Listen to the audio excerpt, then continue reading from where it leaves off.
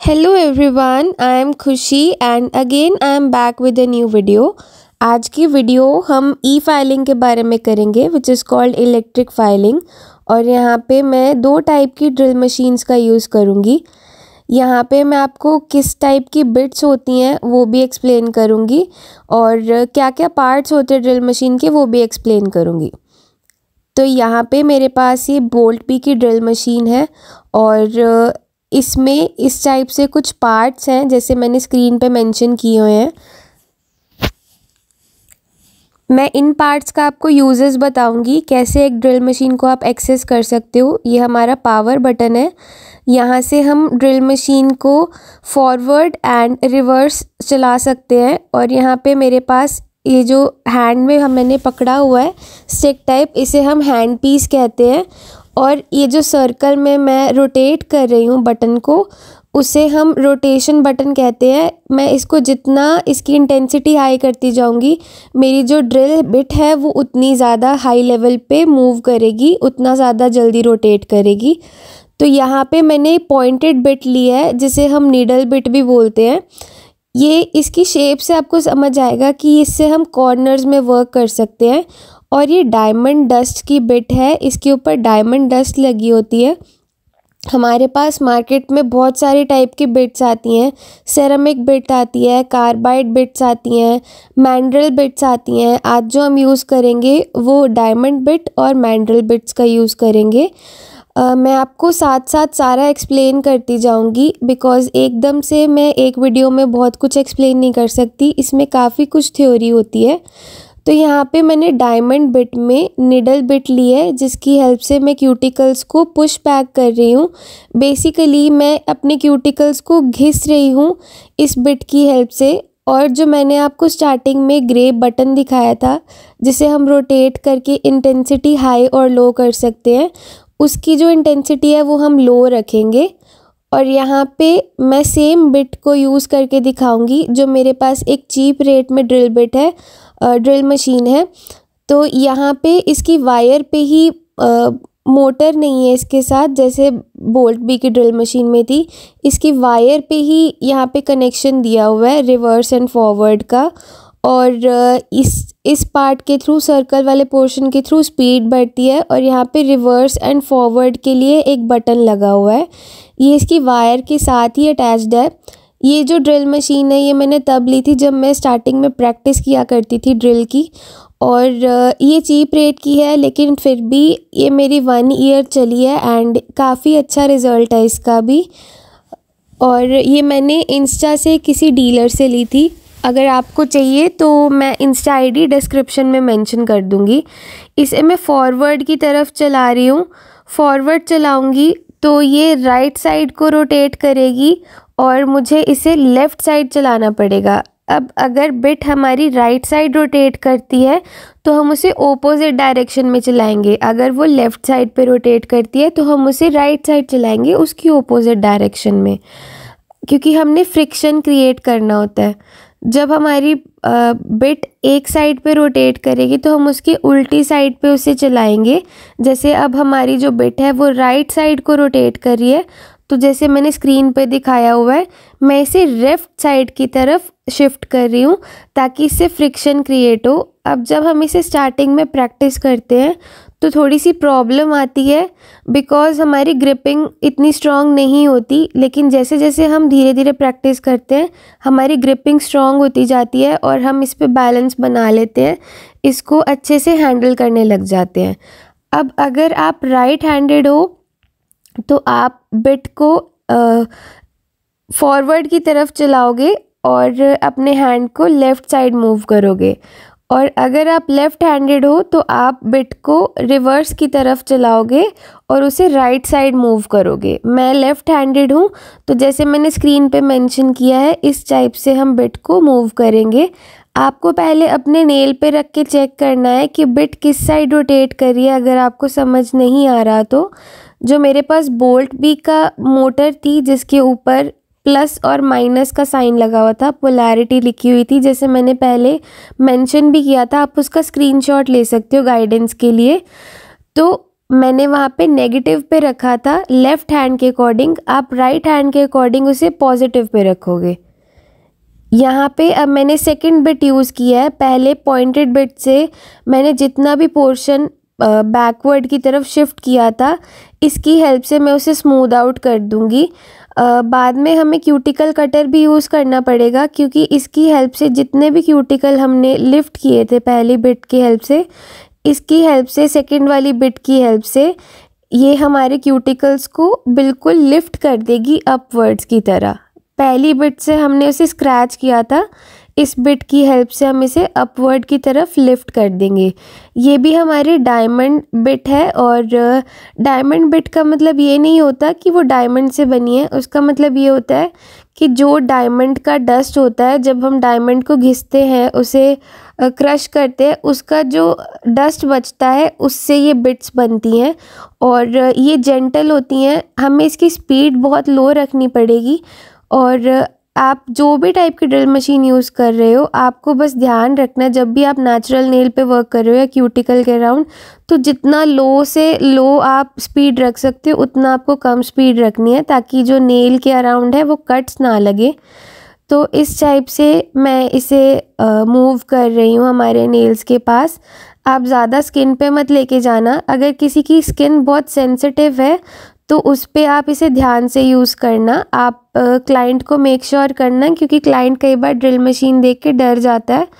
तो अगर आपका क्लाइंट कंफर्टेबल है तो आप ई फाइल यूज़ करो, इलेक्ट्रिक फाइल को यूज़ करो।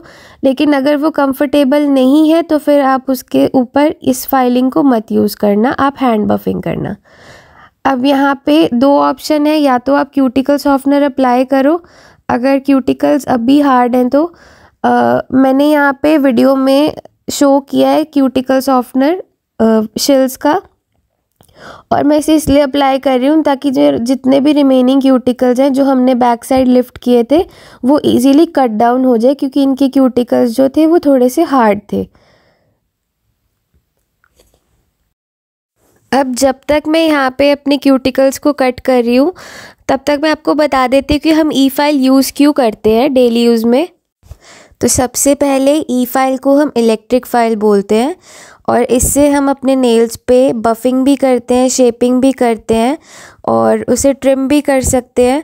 साथ साथ हम इसे आर्टिफिशियल नेल्स पे भी यूज़ कर सकते हैं, विच इज़ एक्सटेंशंस, और हम इसे नेचुरल नेल्स पे भी यूज़ कर सकते हैं। अब हमें ये पता होना चाहिए कि कौन सी बिट्स जो हैं वो नेचुरल नेल्स पे यूज़ होती हैं, एंड कौन सी बिट्स हैं जो हमारे आर्टिफिशियल नेल्स पे यूज़ होती हैं, और हमें किस टाइप के बिट्स को लेना चाहिए, या हमें कौन सी ड्रिल मशीन को लेना चाहिए।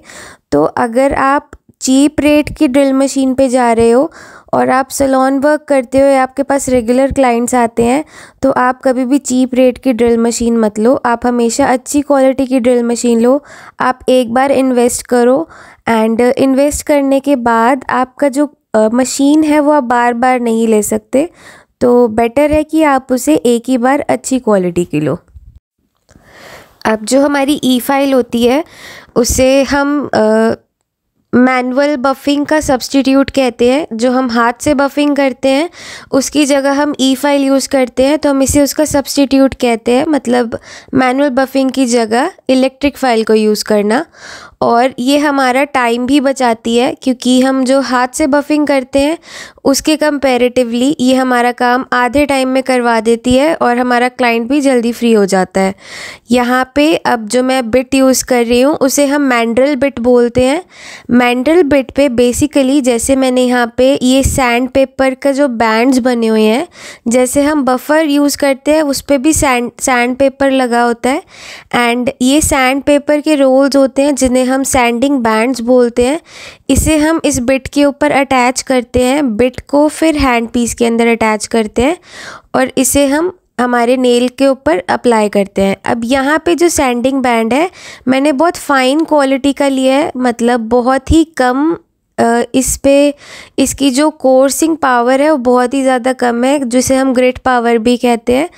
और इसकी ग्रिट पावर कम होने की वजह से मैंने इसे नेचुरल नेल पे यूज़ किया है। अदरवाइज़ हम इसे नेचुरल नेल पे यूज़ नहीं करेंगे अगर इसकी पावर ज़्यादा है। तो जब आप बिट्स लेते हो और सैंडिंग बैंड्स लेते हो उसमें ग्रिट पावर्स आती हैं, तो मेक श्योर आपको पता होना चाहिए कि आप कौन सी ग्रिड पावर, आप कितना कोर्स बफर, कितनी कोर्स आप सैंडिंग बैंड कौन से नेल पे यूज़ कर रहे हो। अब यहाँ पे मैंने टिप पहले ही अटैच कर दी थी, मैं अगर दिखाऊंगी तो वीडियो बहुत लंबी हो जाएगी। तो इसे मैंने अच्छे से कट कर दिया है एंड मैं इसको round to oval shape create कर रही हूँ according to my model desire.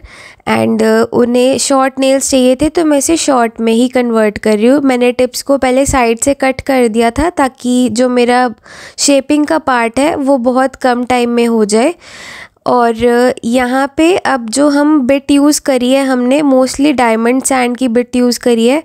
जो डायमंड बिट्स होती हैं उसे हम नेचुरल नेल पे यूज़ कर सकते हैं, लेकिन जो हमारी पावर है वो बहुत लो होनी चाहिए। जब हमने नेल की शाइन रिमूव की थी मैंड्रल बिट के साथ, तब भी मैंने जो ड्रिल मशीन की पावर थी, जो इंटेंसिटी थी, वो बहुत ज़्यादा लो रखी थी, सबसे कम अमाउंट पे रखी थी ताकि हमारे नेल के ऊपर कोई भी हीट ना हो और हमारा नेल ज़्यादा ना बफ हो जाए। अब हम बिट्स की बात करते हैं तो सबसे पहले हमारी कार्बाइड बिट आती है। कार्बाइड बिट को बेसिकली हम नेचुरल नेल पे यूज़ नहीं कर सकते क्योंकि इसमें बहुत ही ज़्यादा डीप कट्स लगे होते हैं। ये कार्बाइड मेटल से बनती है और जब हमने एक्रेलिक एक्सटेंशंस या जेल एक्सटेंशंस पे वर्क करना होता है, स्पेशली फॉर एक्रेलिक एक्सटेंशंस, क्योंकि एक्रेलिक बफ़ करना थोड़ा मुश्किल होता है, उसके ऊपर हम इस टाइप की बिट को यूज़ करते हैं। ये हमारा प्रोडक्ट बहुत ही जल्दी शेव कर देती है, उसे अच्छे से घिस देती है क्योंकि इसमें बहुत ही ज़्यादा डीप कट्स लगे होते हैं। अब जिस सैंडिंग बैंड की हेल्प से हमने पहले हमारे नेल्स की शाइन रिमूव की थी, सेम ग्रिड पावर वाले सैंडिंग बैंड के साथ, मैंड्रल बिट के साथ, हम अपने नेल को अच्छे से मर्ज कर देंगे। जो हमने टिप अटैच किया है हम उसे ब्लेंड करेंगे। जो ब्लेंडिंग लाइन होती है उस पर हम इस बफर को चलाएंगे, उस पर हम इस बिट को यूज़ करेंगे और अच्छे से इसे बफ़ करने के बाद हम इसे पहली बात तो बहुत जेंटली यूज़ करेंगे, हमारे नेल पे अराउंड जो स्किन है वो स्क्रैच ना हो जाए, तो नहीं तो ब्लड निकल सकता है।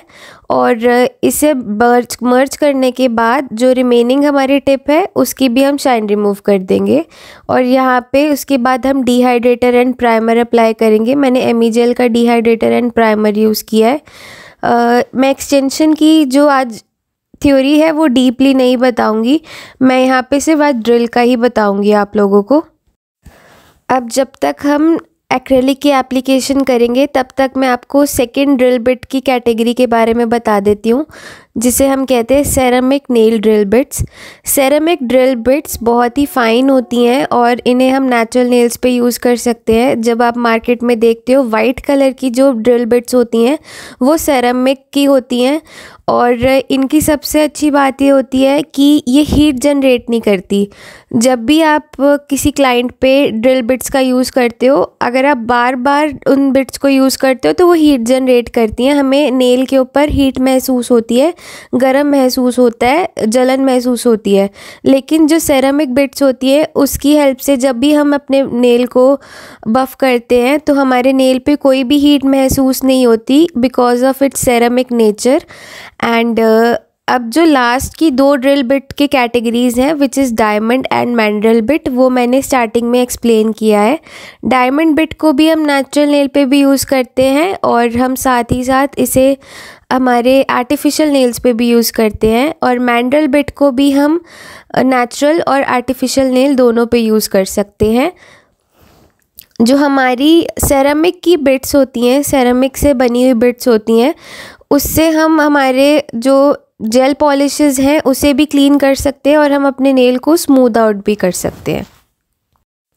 अब अगेन मैंने हैंड पीस पे मैंड्रल बिट को अटैच किया है और इसके ऊपर अब मैंने कोर्स सैंडिंग बैंड को अटैच किया है। मतलब ये जो हमने सैंडिंग बैंड लगाया है इसकी ग्रिड पावर ज़्यादा है, इसकी ग्रिड पावर ज़्यादा होने की वजह से ये बहुत ही ज़्यादा हार्श है और इससे हम एक्रेलिक अच्छे से रिमूव कर सकते हैं। अब आप कार्बाइड बिट भी यूज़ कर सकते हो एक्रेलिक को रिमूव करने के लिए, और जैसे मैंने मैंड्रल बिट यूज़ किया आप ये भी यूज़ कर सकते हो। तो यहाँ पे हमने पहले जितना भी बफिंग की है, जितना भी हमने ड्रिल मशीन का यूज़ किया है, हमने इंटेंसिटी हमेशा लो रखी थी, उसकी पावर लो रखी थी, स्पीड लो रखी थी। लेकिन अब जब हम इस पे वर्क करेंगे हमारे नेल्स के ऊपर, एक्रेलिक के ऊपर, तो हम इंटेंसिटी धीरे धीरे करके बढ़ाएंगे। हम एकदम से इंटेंसिटी नहीं बढ़ाते, हम बफिंग करते हैं साथ साथ। जब क्लाइंट हमारी इंटेंसिटी से यूज़ टू हो जाता है, देन हम धीरे धीरे उसकी इंटेंसिटी इंक्रीज़ करते हैं। अब यहाँ पे मैं साथ साथ इसकी एपेक्स भी चेक कर रही हूँ कि हमारी जो एपेक्स है वो अच्छे से बन रही है या नहीं बन रही। अब अगर आप स्टार्टिंग में ड्रिल मशीन का यूज़ कर रहे हो तो आप एकदम से क्यूटिकल्स के पास नहीं जाओगे। और हमेशा ध्यान रखना, अगर आप फर्स्ट टाइम कर रहे हो तो इसे एक ही डायरेक्शन में चलाना। मैं यहाँ पर दोनों सेम डायरेक्शन में होने के बाद भी इसे दोनों साइड रोटेट कर रही हूँ, बिकॉज़ मेरी ग्रिपिंग बनी हुई है। अगर आपकी ग्रिपिंग नहीं है तो आप इसे एक ही डायरेक्शन में चलाओगे।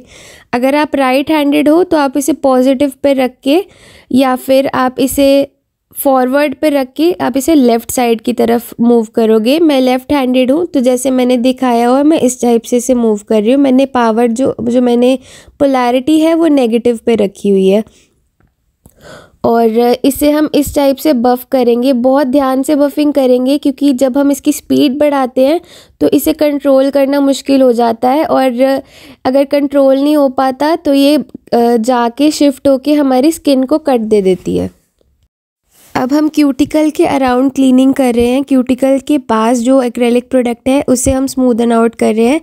तो उसके लिए यहाँ पे मैंने कोन शेप्ड बिट यूज़ की है, ये भी डायमंड डस्ट की है और इसे हम टेपर्ड बैरल भी बोलते हैं।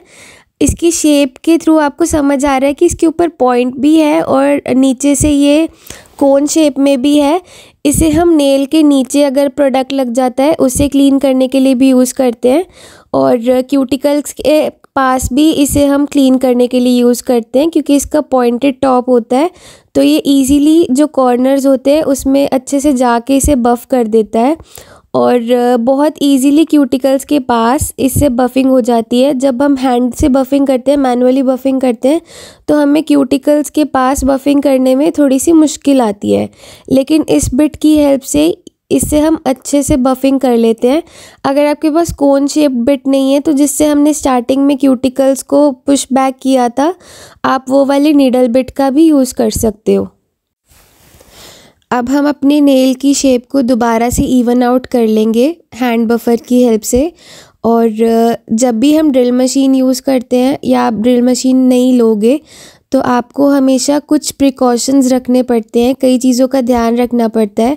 जैसे आप हमेशा वायरिंग को चेक करोगे कि कहीं से भी ड्रिल मशीन की जो हैंड पीस की वायर है या मोटर की वायर है वो कहीं पे कट तो नहीं लगा हुआ, बिकॉज़ उससे आपको करंट लग सकता है। और जब भी आप क्लाइंट के नेल पे वर्क करोगे तो आप एकदम से इंटेंसिटी नहीं बढ़ाओगे, आप धीरे धीरे करके इंटेंसिटी बढ़ाओगे। और यहाँ पे मैंने शेपिंग के बाद नेल पे जितनी भी डिप्रेशंस वगैरह थे, थोड़े बहुत जितने भी स्क्रैचेस थे, ब्लॉक बफर की हेल्प से इसे स्मूथ आउट कर लिया है। और जब भी हम ड्रिल मशीन यूज़ करेंगे तो आपने ध्यान रखना है कि आप हमेशा जब भी ड्रिल मशीन लोगे तो वो बहुत ज़्यादा वाइब्रेट ना करती हो, बिकॉज़ हमारी वाइब्रेशंस हमारे हैंड में भी जाती हैं और हमारी हैंड पे इंजरी भी हो सकती है और क्लाइंट के हैंड पे भी इंजरी हो सकती है। जब तक आपकी हैंड पीस की ग्रिपिंग अच्छे से नहीं बन जाती तब तक आप तेज़ इंटेंसिटी पे वर्क नहीं करोगे। हमेशा आपके हैंड पीस की ग्रिपिंग आप टाइट रखोगे। हैंड पीस मतलब जिसे हमने हैंड में होल्ड करके नेल को बफ़ किया था, अगर आपके हाथ से छूट गया तो क्लाइंट को लग भी सकती है। और आप ध्यान रखोगे कि आप ड्रिल मशीन को एक जगह पर बहुत ज़्यादा टाइम तक नहीं यूज़ करोगे, अदरवाइज़ हीट लग सकती है और नेल डैमेज हो सकता है। और आप जो भी बिट्स को यूज़ कर रहे हो, हर क्लाइंट के बाद आप सेम डे में उसे एंड ऑफ द डे आप उसे अच्छे से क्लीन करोगे डिसइंफेक्टेंट सॉल्यूशंस के साथ, एंटीसेप्टिक सॉल्यूशंस के साथ। आप डेटॉल यूज़ कर लो, आप सेवलॉन यूज़ कर लो या आप सोप सॉल्यूशंस यूज़ कर लो। उसे क्लीन करने के बाद अच्छे से वाटर से आप उसे टिश्यू पे ड्राई करोगे और उसे एयर टाइट कंटेनर में रखोगे, उसे बिल्कुल भी आप गीला नहीं छोड़ोगे, अदरवाइज़ उसकी ग्रिपिंग पावर, उसकी जो ग्रिप पावर है वो ख़त्म हो जाएगी, वो ज़्यादा अच्छे से वर्क नहीं करेगी। तो आपको हमेशा अपने बिट्स को क्लीन रखना पड़ेगा ताकि कोई भी इन्फेक्शन ट्रांसफ़र ना हो। अब यहाँ पे मैंने नेल पे बेस नेल पेंट लगाई थी एंड उसके ऊपर उसको क्योर करने के बाद उसके ऊपर मैंने यहाँ पे होलोग्राफिक क्रोम लगाया है। यहाँ पे मैंने कोरियन नेल आर्ट किया है, इसकी मैं डिटेल्ड वीडियो भी बनाऊँगी। यहाँ पे मैंने ड्रिल मशीन पे ज़्यादा फोकस किया है तो मैंने नेल आर्ट ज़्यादा एक्सप्लेन नहीं किया। इसकी मैंने शॉर्ट वीडियो डाली थी, शॉर्ट्स पे जाके आप चेक कर सकते हो। मैं वीडियो के एंड में और वीडियो के डिस्क्रिप्शन में उसका लिंक मेंशन कर दूंगी, तो आप वहाँ से जाके देख सकते हो कि मैंने क्या क्या यूज़ करके कैसे नेल आर्ट किया है। तो यहाँ पे इसके बाद हम आर्ट वगैरह करने के बाद टॉप कोट करके क्योर कर देंगे और यहाँ पे क्यूटिकल ऑयल लगाएंगे क्योंकि हमने बहुत ज़्यादा बफिंग किया है एंड डिहाइड्रेटर एंड प्राइमर बहुत ज़्यादा यूज़ हुआ है, तो हमें मॉइस्चर वापस चाहिए नेल्स के अराउंड। और यहाँ पे ये हमारे नेल्स की फ़ाइनल लुक है। मैं जितनी इन्फॉर्मेशन दे सकती थी मैंने एक वीडियो में दी। आई होप आपको वीडियो अच्छी लगी होगी। आप प्लीज़ मेरे चैनल को सपोर्ट करो अगर आपको मेरी वीडियोस अच्छी लगती हैं तो। हमारे 1K सब्सक्राइबर्स कंप्लीट हो गए हैं, आप सभी को थैंक यू। और कैसी लगी आपको वीडियो आप मुझे कमेंट सेक्शन में ज़रूर बताना।